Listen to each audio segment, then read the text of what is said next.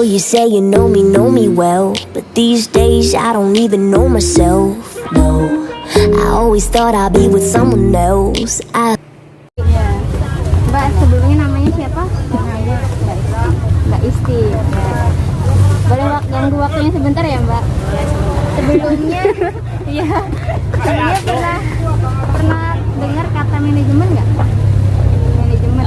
Pernah waktu sekolah. Iya. Apa itu manajemen Pak? Manajemen semacam apa ya? Dan lupa. Udah lupa. Kira-kira aja Mbak. Gitu, Kira-kira. Ada tapi nggak ketemu. Kalau dia lama.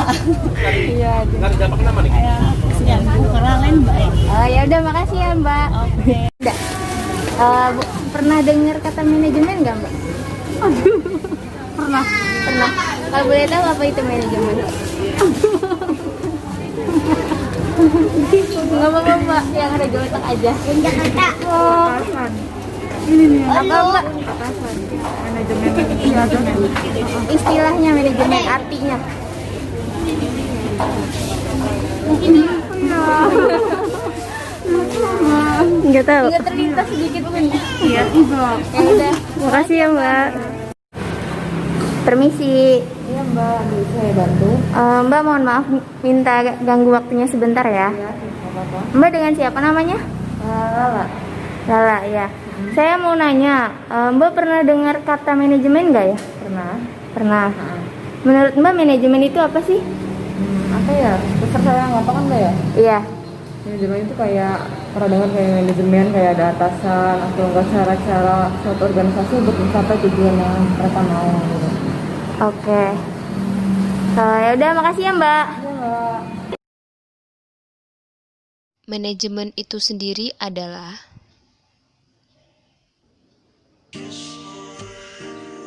sebuah ilmu ataupun seni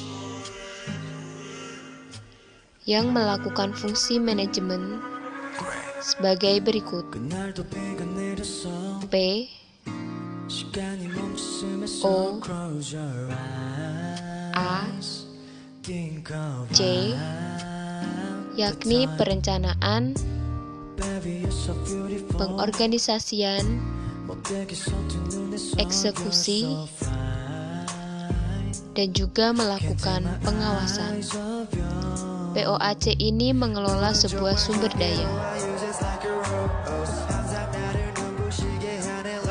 Sumber daya yang dikelola diantaranya adalah sumber daya manusia, uang, mesin, material, dan informasi.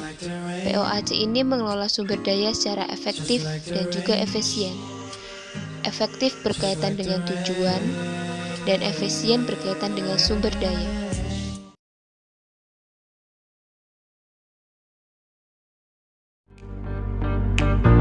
Tahukah Anda apa itu koperasi? Koperasi adalah badan usaha yang beranggotakan orang seorang atau badan hukum koperasi dengan melandaskan kegiatannya berdasarkan prinsip koperasi sekaligus sebagai gerakan ekonomi rakyat yang berdasar atas azas kekeluargaan. Koperasi juga punya beberapa jenis. Pertama, jenis koperasi berdasarkan jenis usahanya, meliputi koperasi produksi, koperasi konsumsi, koperasi simpan pinjam, koperasi serba usaha. Yang kedua, jenis koperasi berdasarkan status anggotanya. Pertama, koperasi pegawai negeri, koperasi pasar, koperasi unit desa, koperasi sekolah, dan koperasi pondok pesantren. Selain itu, jenis koperasi berdasarkan tingkatannya. Koperasi primer, koperasi yang didirikan oleh dan beranggotakan orang perseorangan. Kemudian koperasi sekunder, koperasi yang didirikan oleh dan beranggotakan badan hukum koperasi. Jenis koperasi berdasarkan fungsinya. Koperasi konsumsi, sebuah koperasi yang bertujuan untuk menyediakan barang-barang kebutuhan untuk para anggotanya. Koperasi jasa, koperasi yang melakukan kegiatan pelayanan jasa yang dibutuhkan oleh anggota. koperasi produksi melakukan kegiatan seperti penyediaan bahan baku, penyediaan penyediaan peralatan produksi, dan membantu memproduksi jenis barang tertentu. Model koperasi berasal dari pertama model sendiri, yaitu simpanan pokok, simpanan wajib, dana cadangan, dan hibah. Kedua, model pinjaman dapat berasal dari anggota koperasi lainnya, bank dan lembaga keuangan, penerbitan obligasi, dan sumber lain yang sah. Tata cara pendirian koperasi. Pertama, mengadakan rapat pendirian. Dihadiri para pendiri, penyuluhan tentang perkoperasian, dan kemudian dihadiri oleh paling sedikit 20 orang anggota. Kemudian hal-hal yang dibahas saat rapat, yang pertama nama koperasi, pengurus koperasi, badan hukum, dan moto koperasi tersebut.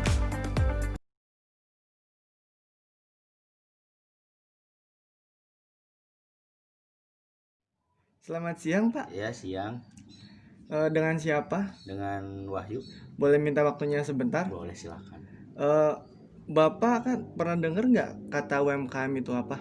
Sering. Sering dengar ya? Iya. Menurut Bapak UMKM itu apa sih? UMKM itu usaha mikro, kecil, menengah. Ya, yakin? Iya.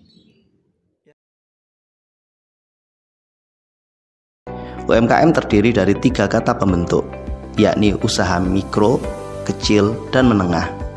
Jika didefinisikan secara umum, UMKM dapat kita artikan sebagai satu aktivitas bisnis secara komersial yang dikelola dan dijalankan oleh individu atau lembaga yang berbadan hukum berdasarkan Undang-Undang Nomor 20 Tahun 2008.